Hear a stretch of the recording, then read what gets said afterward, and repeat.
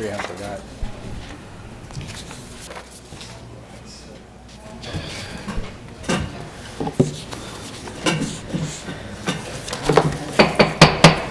Good afternoon. Good afternoon. Good afternoon. Thank you for being here to our work session today. I want to state so everyone knows for the record, we don't usually have a meeting at 4 o'clock. We moved our work session to this room so it could be recorded so that we can post it on our website and on our city YouTube channel. We certainly want this to be a way to get information out as a council is what we're still doing, is gathering information on the project. I also want to say from the beginning also in our work session, we've asked our staff to come up with a way to help make this process work with the developer on the significant investment in our community. I say that because it's a proposal at this point.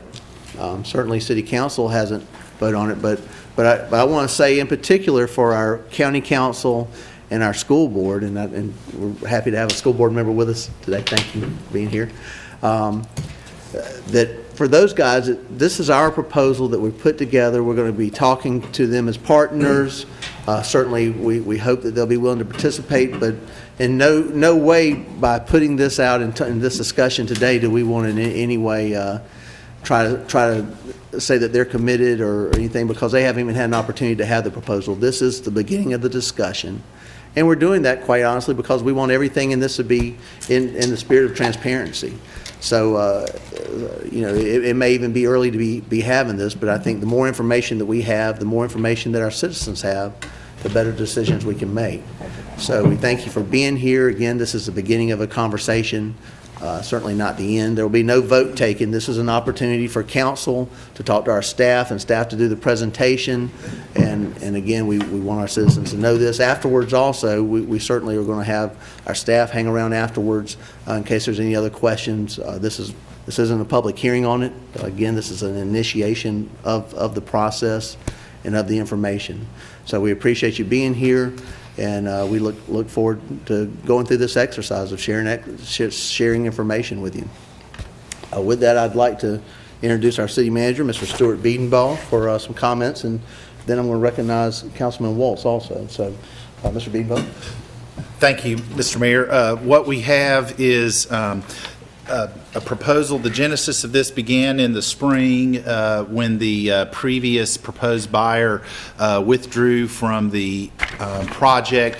WTC LLC reached out to us, and obviously they contacted the county with their interest, but they reached out to us as well because they knew that their plans for the project would require rezoning and concept plan approval, and they've inquired about a potential public-private partnership.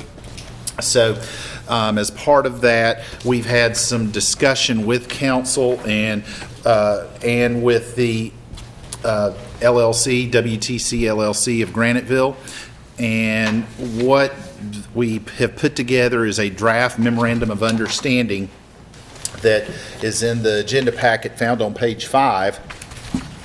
One thing I want to bring up we got this around lunchtime today from WTC LLC, and I'm going to ask if Kim will come up and put it on the screen for the audience. We've handed this out to council. They have proposed an amended or modified memorandum of understanding that I would like to go over. The only change in the document is is paragraph 2 on pages 2 and 3. And I think that is key to this. One of the issues that was brought up is certainly they are asking for a potential reimbursement of up to $12,500,000, and they have modified the installment, the terms of the installments. There are still 5 installments. However, any money expended will not exceed actual costs incurred at the various mileposts that are listed. And that's on the pages that are on the overhead in front of you. Again, our council was just handed this. Again, we received this around a little before 12 noon today. Otherwise, the language, the clawback language, and the properties in question, the project cost, et cetera, is the same. But I did want to begin this conversation with this information because I know in hearing some of the comments I received from the public were, you're paying money, the first installment, which could be greater than the purchase price. I believe the purchase price is $1,100,000. And again, they are cognizant of that and have made some modifications to paragraph 2. So as part of my introductory comments, I did want to note that at the beginning. And I'll take a minute to give folks a moment to digest it, and then I guess Mr. Woltz can make his comments, and I'll return. And can we post this amendment on our webpage with Yes. with a document so everyone can? Yes. Okay, very good, thank you. And I would like to recognize Councilman Ed Woltz. Oh, thank you, Mr. Mayor. I just wanted to say, first of all, I concur with you that this is a work session, not a public hearing. More importantly, I think this is one of the biggest investments we've had in the city in quite a while. This is the first time we've participated in something like this in a long time.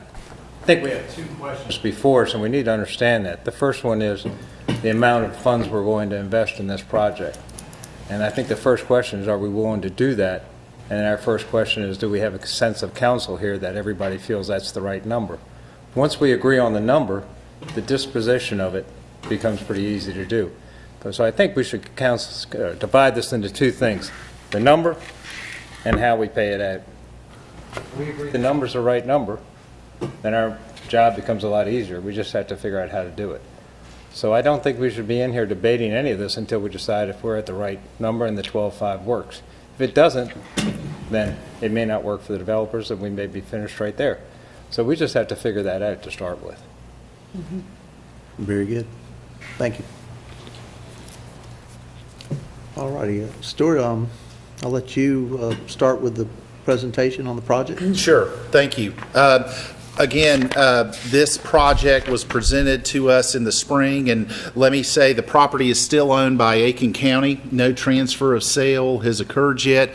I know there are several issues at play. One of them, of course, is the antenna at the property, and while that is not part of this MOU, certainly what the developer's proposing to do cannot be done if the antenna is not relocated, and that is moving forward on a parallel but separate path. And the county has worked with South Carolina Educational Television, and with the city has been involved to the point in that we are offering our some property behind our new public safety facility on Beaufort Street for the location of an antenna.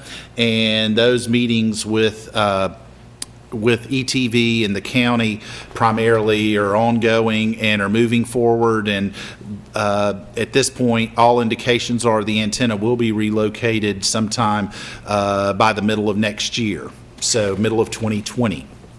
So one of these things, of course, with this amount of money that we are looking at, this is something that typically as part of a public-private partnership involves certain asks by a developer of a governmental unit. In this case, in South Carolina, what is proposed here is of a public-private partnership is what we would call a multi-county business park arrangement. And this agreement has to be struck at the county level. Obviously, the county has an interest in this property on multiple levels. One level is, of course, fundamental. They're the owner of the property, and they would like to sell the property. This property has been owned by the county since at least the late 1970s by the county government, and it was their government center from the late 1970s till 2014. So at least for that amount of time, almost 40 years, it has been off the tax rolls. Also a portion of the property, a little over an acre, is the current home of the Area Council on Aging, and that also is not on the tax rolls. So that's about approximately 9.7 acres on the western side of Morgan Street of that parcel.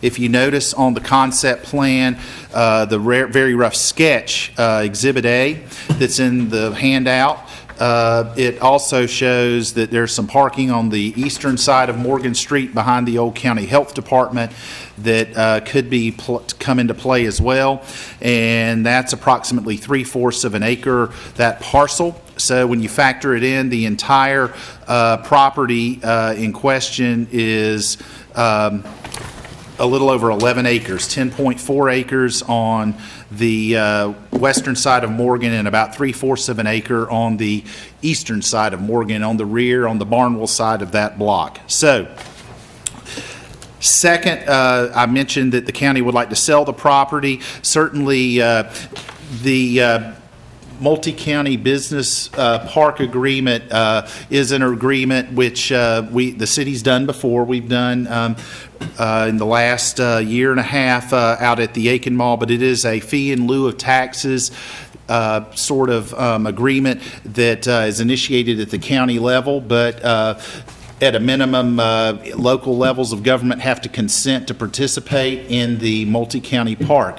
And as the mayor said at the very beginning of the meeting when he gavelled it in his initial remarks, this proposal assumes that there's full participation, but again, that is to be determined because there are a lot of factors in play. With full participation, each entity, the city, the school district, and the county would each take a fee in lieu of taxes for the property, and it's dedicated for this project to help pay back any in this case, it would help pay back any borrowing that would need to be done to assist the developer. This is not an unusual mechanism in the state of South Carolina. It's done by a lot of localities. A close example is North Augusta. North Augusta did not do a multi-county business park. They did a fee in a TIF district, but it's done in jurisdictions from Rock Hill, Florence, Columbia, Charleston, Greenville, Spartanburg. A number of jurisdictions have done these fee in lieu agreements. They are done here in Aiken County fairly regularly, but it is done a lot of times for a lot of industrial projects. I see our representative from EDP here, and I know he's been involved, for example, in bringing a lot of these proposals to the county for factories and industrial projects, but it can be done for a project such as this. We believe that the fact that it's a property not currently taxed, being publicly owned, there's really no tax revenue derived from the property currently. Frankly, right now I believe the amount we get from the county is they're spending about $5,000 a month, I believe, in fees to maintain the property between electricity and other associated costs. The property would have a minimal impact on school population. This is not building for example, a residential subdivision where it could strain finite school resources in terms of classroom size and et cetera. And there will be a multiplier effect that will benefit other businesses, especially those in the immediate area of the property. I know Councilwoman Price, I believe, described, I think at our last council meeting, the store manager at Food Lion at Kalmia Plaza remarked that in anticipation of this project, they were gearing up to make some cosmetic improvements to their store. So it has that spin-off effect. One thing we have done, and we do not have the study yet, but we have contacted a professor at USC Aiken who will be putting together a multiplier and economic impact statement for us, a little more detailed than using the data from this project. So we'll have that and release it to the public when we receive that, and we could get that as early as next week, I believe.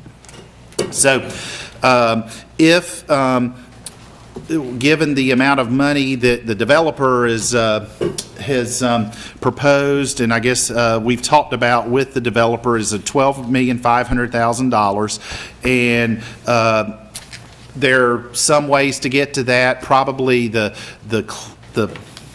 one way that is proposed was through a portion of money used through a fee in lieu tax agreement through a multi-county business park. That would provide about $10 million through over a 20-year period that could be used to get to that point. And then we expect this property being a hotel, a portion of the property being a 100-room hotel, being very conservative. I know the developer believes they'll have an average daily occupancy of 70%. We back that down to about 50%. We believe by borrowing against expected collections of their accommodations tax, that would bring us about $1,175,000 towards the project. Also, there will be stormwater infrastructure work on and off-site that would need to be done. That would this project will have an impact on stormwater in the immediate vicinity. Most of you, I'm sure, are familiar with the topography of the project. I believe from the grade on it, it drops about 30 feet from the highest point to the lowest point, if not a little more. They are not going to have a parking garage. I know the initial concept plan that was before the Planning Commission in May and City Council in June had a parking garage, and now they are looking to eliminate the parking garage and go to surface parking. And a portion of this money would come from hospitality tax, and a portion of that parking area would be for public use in order to meet the requirements of the hospitality tax use. I have gone through at the very beginning the change to the MOU that shows the benchmark payments. Again, the developer has agreed or offered to modify the installment payments to where they at no time will any money paid to him exceed what he's paid into the project. So again, that is something we got today around lunchtime. It's on the board, or excuse me, on the screen there, and council has that at their place. And again, we also have clawbacks and conditions in this project, in that the developer must agree or deliver upon the agreed upon scope of the project. Otherwise, any installment payments paid gets reimbursed to the city. Also, if the project is not substantially completed within 36 months of the groundbreaking, the closing, the amount of available funds are reduced by $100,000 a month. So that's sort of the 30,000-foot overview of the proposed MOU document that is with the city. Now, another question we have is, where does this project stand? Because, as you know, as I referenced earlier, we had first reading of this project the Planning Commission heard it May the 14th. The city had first reading June the 10th.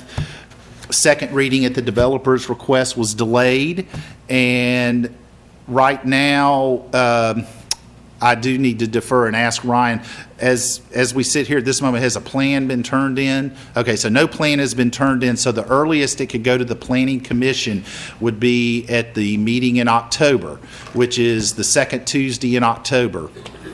And I believe that might be October 15th, might be the Planning Commission day, which is actually the third Tuesday. Okay, so the earliest it would come to the Planning Commission would be October the 15th. Whenever it goes to the Planning Commission, if it's October 15th, if it's at a later date, it will then be, the Planning Commission will make a recommendation back to City Council, where it will come back to them on second reading at the subsequent meeting, which is typically about 13 days after the Planning Commission meeting. So, for example, if it goes to the Planning Commission October the 15th, it will come to City Council for second and final reading on October the 28th. So that is where the project stands in terms of in the city, city machinery, so to speak. The MOU that's before you today could come to council as early as September 9th for consideration. Right now, the plan, I believe, is September 9th. I know the developer would be interested in it coming September 9th so he can begin doing some work. But that's my report at this time, Mr. Mayor. Thank you, Stuart. Quick question, and I'm going to open up certainly to council members. Will the developers be able to do work before the October meeting with if we approve it on the 9th, before it goes before planning? You mean work on the property? Well, they would not, I certainly can't speak, that would be an agreement they would have to have with the county, but typically they would need to arrange a closing with the county. And I must say that is an issue between the county and the developer, so I am not sure if a closing's been scheduled at this point. But no, I do, unless they say otherwise, I don't believe they would be doing any work on the property proper, but I guess they would be doing work on the project in terms of getting architectural drawings and moving forward on that. Very good. Mr. Mayor, I'd say let's start out with, do we want to incentivize this project, and is a 12.5 the right number? That would be the first question I'd like to Sure. address. 12.5 is not the right number. The right number is 18, when you consider the interest on the $10 million that have to, in the packet that you have to, somebody's going to have to borrow. On page 11 of our packet.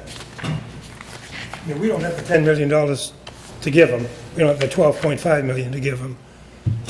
So page 11 talks about MC, the multi-county park. But as far as I know, the only one who's going to spend any money for this multi-park is the city. And according to this packet, the borrowing summary, $10 million is available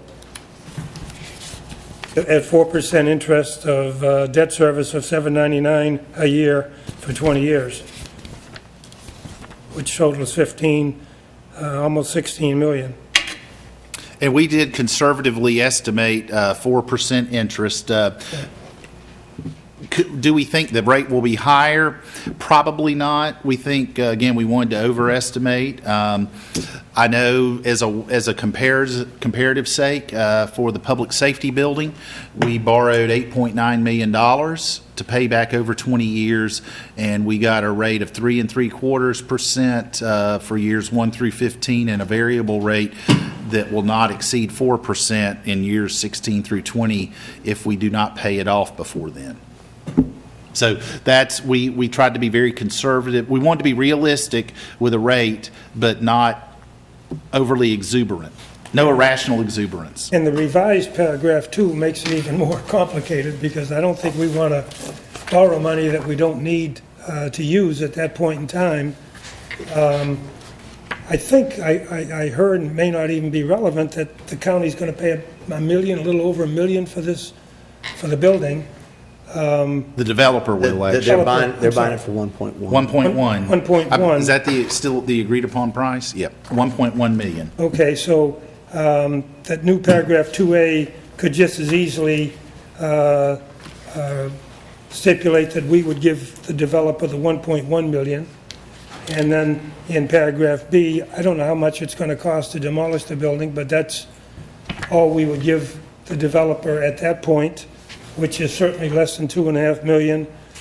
And the third, there's a lot of unknowns here. I hate to sound unfamiliar with it, but we are. We've never done this before. But the third part of that is engineering and regulatory approval from local and state agencies. I'm not sure what the cost of that would be. Certainly there's a cost for the engineering. I mean, I know what we pay the engineering on some of our road projects, so that could be quite expensive. And then the developer begins construction and gets another that gets $2.5 million from the city, so, I mean, I'd, quite honestly, I'd like to see the apartments being built first, so once they're built and occupied, we can start to get revenue, and then we can build the hotel second, but that might be presumptuous of us to, I do believe they're going to have a concurrent building plan if this project goes forward where they build both simultaneously. I understand, but it's our money, and we ought to have, I'm just saying, it's our money. It would be in our interest to have the apartments generating some taxes and so forth first, while he builds the hotel, but that's to be decided. But in answer to your question, it appears to me as though we're close to 16 or 18 million dollars that the city is going to put in. I understand how you're figuring that, but that's like saying I'm buying a house for $100,000 with a 30-year mortgage, so now it's really a $160,000 house. Well, that is the actual cost of the house, Still a $100,000 house. yes. Add your interest in your mortgage But back this to is- the value of your house. It doesn't work that way. But that's your money when you buy a house. This is taxpayer money when we're funding a development. And to me, there's a big difference. I mean, this is money the taxpayers are gonna have to pay. And then, this is a fee in lieu of, and I don't know what the fee is. I don't understand this concept, if that's not clear to people. How much is he gonna give us instead of the $800,000 in taxes that he would normally give us? And if we're gonna, I see what you're saying, and I agree with Ed in the sense that if we're gonna look at it in that manner, then we have to look at all of the numbers, including the 20-year economic impact that this project can potentially have. Oh, absolutely. I have no qualms about that. But I don't know how you come to the 20-year impact. It's great that the grocery store is going to accept it, but if you look at the area that this project is located in, most of it is residential, at least as you come towards downtown. And when you go towards that Richland corridor, where's the number, 800?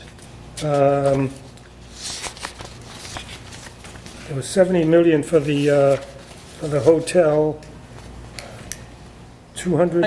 It's 240 million total. Yeah. It's 70 million for the hotel and 170 million for the 170 million. I have a hard time, I'm not a developer, a couple of you are. I have a hard time figuring out how we're going to spend $170 million in that area, or even expanding it in the rest of the city, We'll, over 20 years. yeah, we're not spending 170. No. That's the impact I from understand, grocery we're not stores, spending it. restaurants. Somebody's going to spend it and generate taxes for us. Dry That's- cleaners. Yeah. I mean, it's And everybody affected by that. Yes, so. yeah, I understand. Even though the people coming to that area of town, their economic impact, just to kind of add to what Mayor Osbon just said, can be had in downtown Aiken, on the south side, at the farmer's market, wherever it can be, it'll impact in general, not just in that core area, which is a residential community, and you're correct.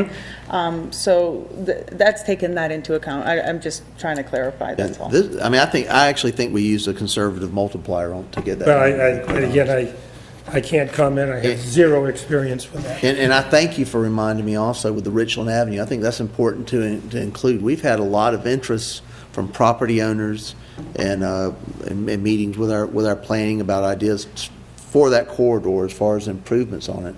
I think this is a great catalyst to bring those folks back together and continue that work as we clean up the entryways into our city.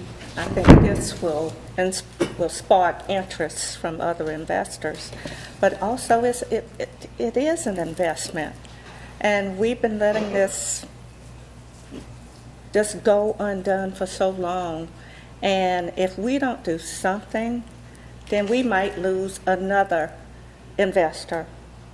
I like that we've set a timeline, or they have set one for us. And I like that we included the clawback provision so that they can have to pay a penalty if they don't do it on time. So I like that. I wish we had done that to some other projects we agreed on, Aiken Mall in particular, but we didn't. So this is a first, at least to my knowledge, and I actually like that. Now, this doesn't include that old county council building, the health department that Ms. Knowles was interested in, does it? It's just the hospital and the other thing. Okay. Yes, it's 3 parcels. It's the hospital, the Council on Aging, and the wooded lot that is at the back of the council building at the corner of Barnwell and Morgan. Now, with regard to the clawback, there's 2 things. One is straight out, and the city attorney, I hope, will agree with it, and that is there has to be a caveat that if some major event prevents us from issuing the permits and so forth needed for this project to develop, that we're not to be penalized for that. I mean, I can visualize a storm coming in, or a tornado or something, but the way that is worded right now, it's a black or white. Either we do it or we don't, and if we don't, we have to pay their expenses. So there has to be... Up to, I believe it was $50,000. I believe it was up to $50,000 if they don't get the permit. That's all we would pay. Are you talking, Councilman DeWar, in paragraph B? No, B is in paragraph Bravo? 3. Paragraph 3 would not exceed $50,000. Oh, okay. Right here, sir. Well, it's all expenses after August 12, 2019. Yes, Okay, not to exceed 50,000. double I. Okay, what happens, and I understand, and that this is pure hearsay based on a letter to the editor, but North Augusta's baseball park is not doing what they thought. What happens if the hotel owner does not get 50% occupancy at $140 per night? I mean, we're betting that that's going to happen, and that's a major financial issue for us. If that doesn't happen, can there be a provision in the clawback that the developer pays us what we thought we were going to get? That would affect the accommodations tax over 20 years. We're counting conservatively on the 1.175 number. Yes. I mean, I view that as certainly we could ask, it wouldn't hurt to ask. I think that's it's part a of being in negotiable. business. You take that gamble. When you're in business, you take that gamble. Yeah. And if you've never had to be your own boss and make your own payroll and put out your own money to do it, you may not understand that. But if you've done it, you realize that's the cost of going into business. Well, and the chance you I take. don't understand it, but I'm not in business, I'm in government. And It makes a big difference. They're actually projecting 70%, and we're saying we're going to take 50%. I understand, but They would look at 50% as probably a disaster anyway, so. if that's the case, it shouldn't be a problem to put in. Yeah, and to Ed's point, I agree. There's a risk that everybody has to take, because it is part of doing business. But we also don't want to be a city that if there's a lapse or something happens to the economy, we drive them out of business. We don't want to do that. so. We very much want this property developed. Correct. We want the taxes and we want the jobs that are created, so, but we also have to do it as frugally as we can, because Sure, it's not our absolutely. money. The other question I had, Where's that number? bunch of questions here.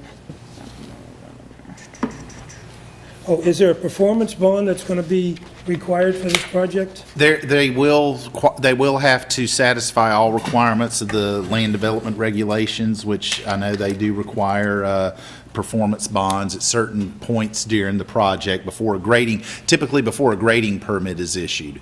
And it's based on the value of the project determines the amount of the performance bond. And what's the other county that would make it a multi-county, and what would they?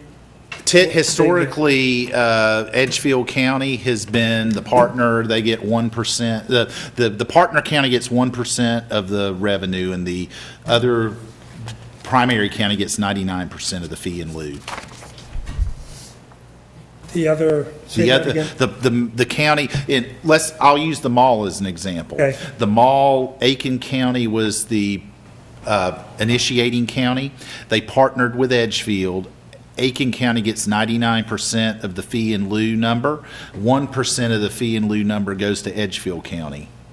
Because typically, I believe, and I'm not an expert on the multi-county park, but you have to partner with a county that is more economically distressed, or you could partner with any. a contiguous county, so we could partner with Barnwell, Lexington, Saluda, or Edgefield, and I think historically we partner mostly with Edgefield. Okay, at some point, will we know what the fee is that is? gonna That be is paid? correct. That's still to be determined through discussions with the county and the school board, school district. Mr. Mayor. Yes, ma'am. Absolutely. Councilwoman Price. I'm excited about this proposal, extremely excited. And let me reflect a bit on our great city of Aiken. We watch so many parts of our town, the town we love, grow and flourish. And now is an opportunity for all of our town to grow and flourish. I've watched the investor on the corner of Rutland and Highway 19 placed an investment on that corner, one of which we have not seen at that level for several decades in this part of the community. Here is an opportunity, as my colleague has said, at Woltz. At this level, we have not seen. And here is an opportunity for all of us to celebrate. We took a gamble two decades ago, Stuart, when the city invested in a highly depressed community, close to $5 million. Frankly, I was on council then, and I was shocked that you had a representative body that unanimously agreed to invest $5 million in a depressed slum community. And right now, we hold that community up with pride because they are not renters, they're homeowners. We took a risk, we took a gamble. Here is an opportunity. I can throw up, you can throw up many roadblocks. Anything we do, we can throw up roadblocks. But at some point in time, we have to invest. And when I look at examples, and there are examples, and I know that we're throwing up North Augusta and what they are losing, but look at what's coming to this area. You have hundreds of people that are moving because of cybersecurity. Aiken is a prime area. We have so many attractions here, and we want these people to move here to enjoy what we're enjoying. But we can't do that unless we take risks, unless we invest. I support this at $12.5 million. I hope that we move forward. And I thank all of you all for being here, and I hope you will support it as well. Thank you, Councilwoman Price. I would just say, with due respect, asking questions about the financial consideration should not be considered a roadblock. We should all be asking those kinds of questions. And I did, and I asked them before I came to the meeting. Thank you. I would like to ask Tim O'Brien to come up, who's helped put this packet together and discuss the economic impact and the ratio of public and private investment, just kind of the level of analysis we've done to date. What we know in general. Yep. Mr. O'Brien, I may suggest, since it's not a formal meeting, if you want to come over here, that way it would be probably more conducive for the audience as well. And don't forget to turn the mic on. Thank you for that. Is the mic on? Press the, yeah. Okay, now the mic is on. All right.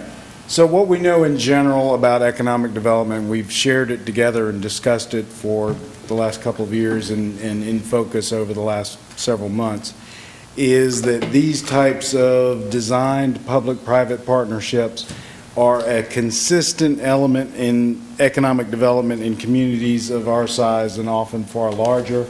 What we seek to do as a community, just like others, is we seek to put ourselves out of this business, much like the Charleston area has.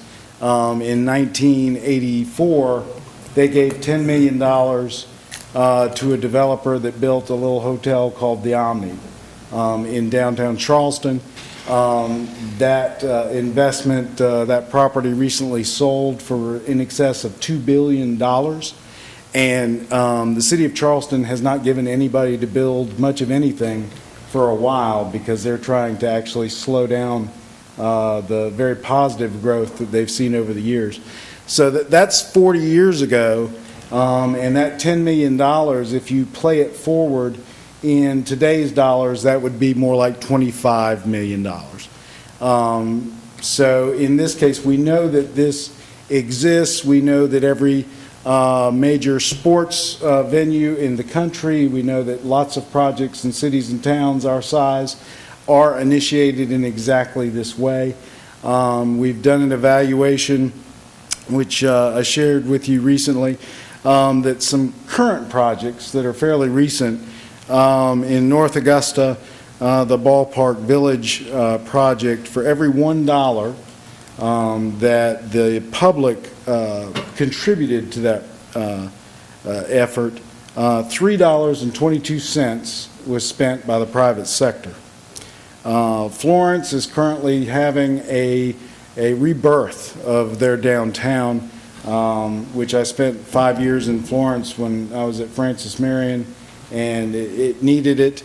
They've actually spent $1 for every 50 cents that they've gotten private investment in.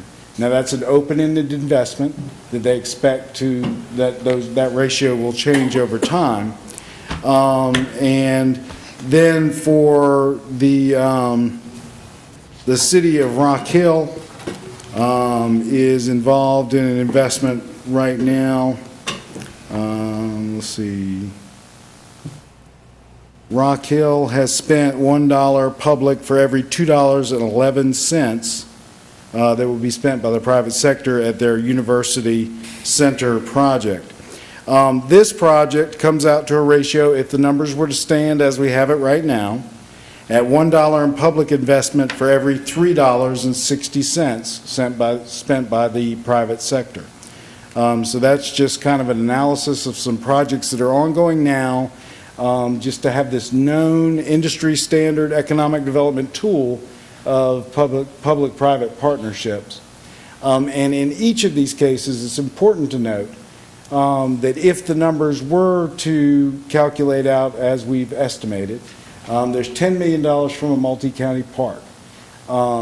We don't know exactly which body would participate in which way, but it's important to know that if we did raise $10 million on the multi-county park, that $10 million would actually be paid by the developer, and the fee in lieu of taxes would be in excess of $800,000 a year.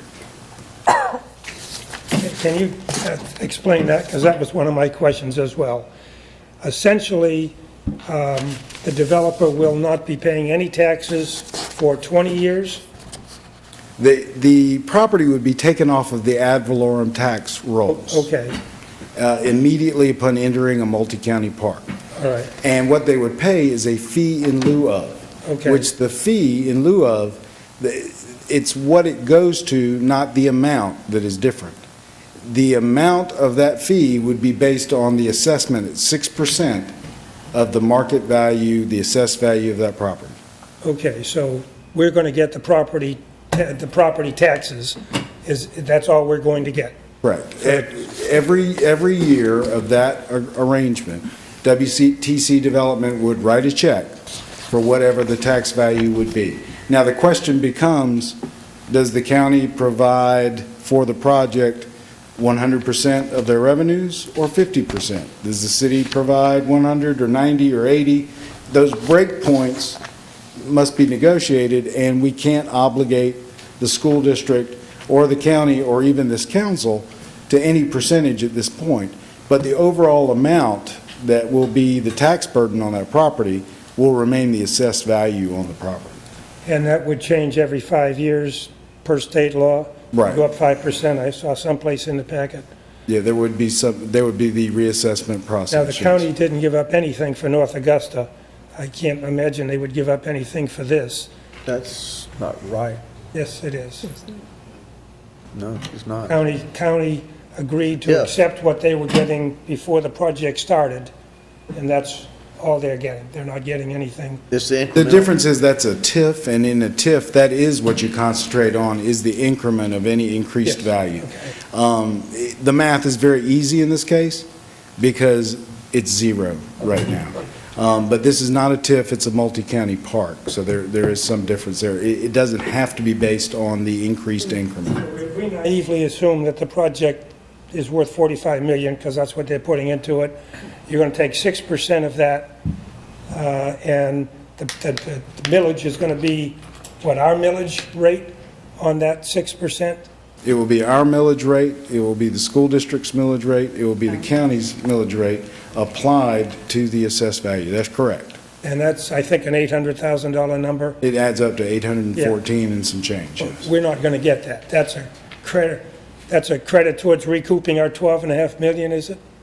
Or Yes, that or tell how some much I don't know.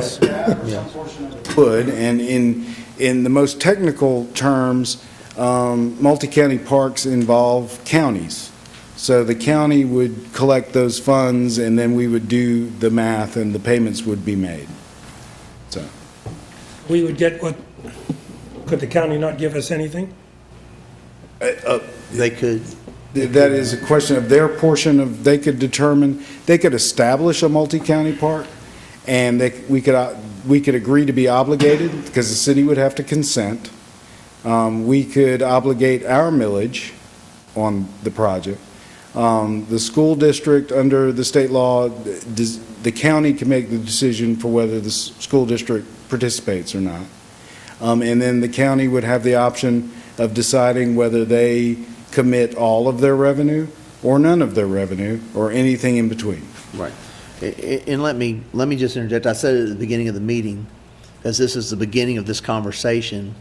I don't think it's, I mean, we're still trying to decide what our level of participation Sure. will be.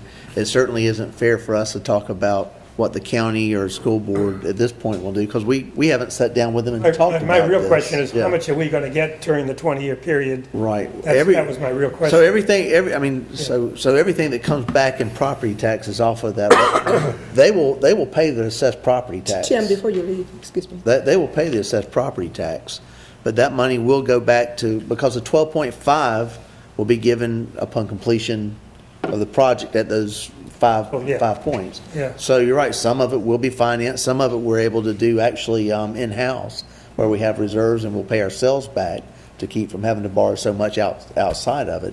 But you're right, those property taxes that come to us at that point will then go to pay for the incentive over a 20-year period.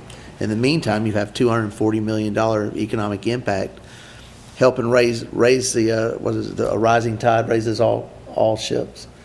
So you have all the businesses around doing more, paying more also, So so. when we will get to the point of formally approving this MOU, and at that point, we'll have better numbers?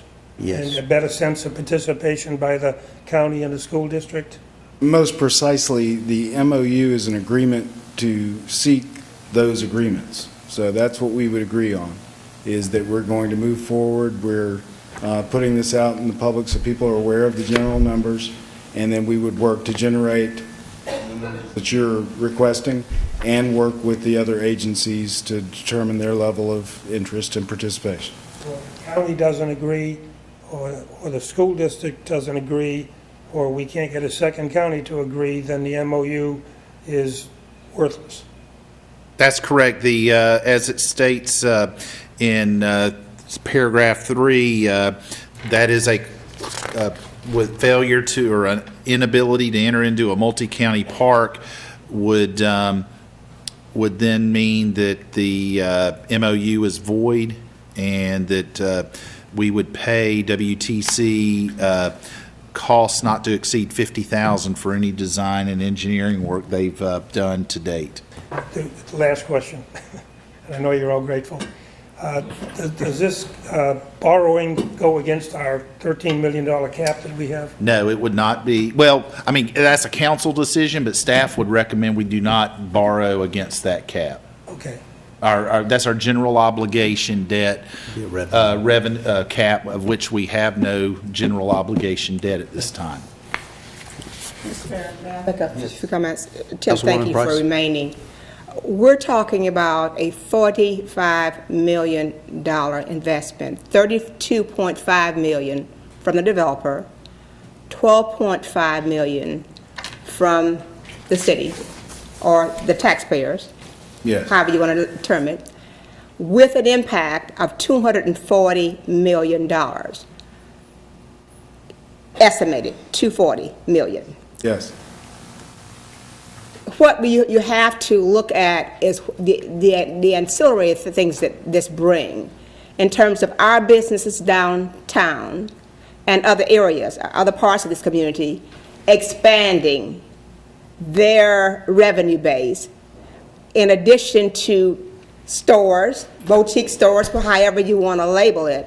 But this town growing and then attracting young families, young people in this community. That is the vision that I see and hope to see, and I think everyone else should want to see here. I expect that, like my children who moved away because they did not see, some of them did, the energy that is here. They moved to other locations. We want to see families remain in this town. And they're asking for these things, and while there's a maturity level that is here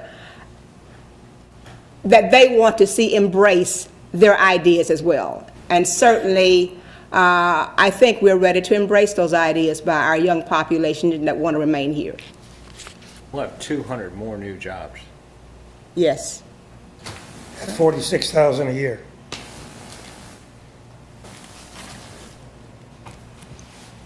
All right. Any other comments, questions? Very good, very good. I'm going to ask our staff stay afterwards. We'll be up front. I'm going to stay also for any questions that there may be. There'll be a lot more opportunities that we'll have comments. Certainly be available for that. Our step forward from here, obviously, we're going to reach out to who will hopefully be our partners with the school board and our county, have that conversation with them. I want to appreciate our staff for putting this package together and bringing it to us. I know they've worked diligently, and I really do actually appreciate the change to the memorandum of understanding today also on behalf of the developer. I think they've proven multiple times the parking garage was something that was in that initial drawing that we received. I think they took the feedback pretty well. That wasn't something that we necessarily wanted to see on the property as a part of this project, and they went and found a solution for it, and I appreciate that. With regard to the payments, it was recognized that there's a potential, the way it's laid out in the initial draft, that you'd be paying more money than is actually spent on the project. They recognized that, didn't wait for us to change it, and brought it to us as a change. So I appreciate that spirit of and willingness to work together for it. I think it's a great project. It's probably the largest investment that I can recall in the city of Aiken, and I think so much hinges on this as far as us moving forward and being a bold city. So I really appreciate this time. Thank you, staff. One thing we forgot to mention. Yes, One of sir. the great things about this is it's being done locally. Local Yes, company, a local local people, person. local everything. We couldn't hope for a better outcome than that on a big project like this. Absolutely. With that, I'm going to ask Tim, Kim, Stuart, if you guys would y'all mind staying around? I know there may be individuals with questions. And again, this meeting is about transparency. It's early in the process. I'm sorry we don't have everything that we can present, that we've talked to all of our partners on this, but I want it to be up front from the very beginning, and this is where we're at right now. So thank you so much. We appreciate you coming out. And we're going to conclude the work session portion of our meeting. Again, our team will be up front to answer any questions you may have. And if we don't have us, give us a chance to get those answers and get them back to you in your hands quickly. So thank you. The work session is adjourned.